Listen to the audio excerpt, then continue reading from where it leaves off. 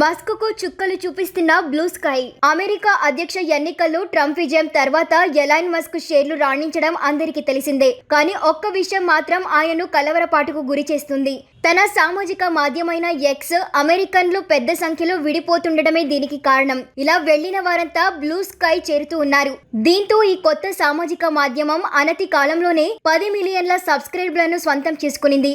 అమెరికాలో Apple store, Google play store లో top చార్ట్లో నిలిచింది.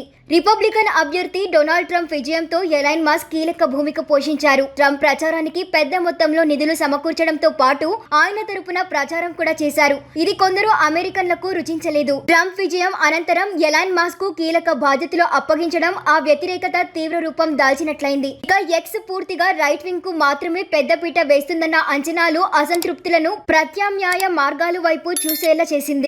ఎక్స్ ఇటీవల సవరించిన టర్మ్స్ అండ్ కండిషన్స్ కూడా మరో కారణమైంది.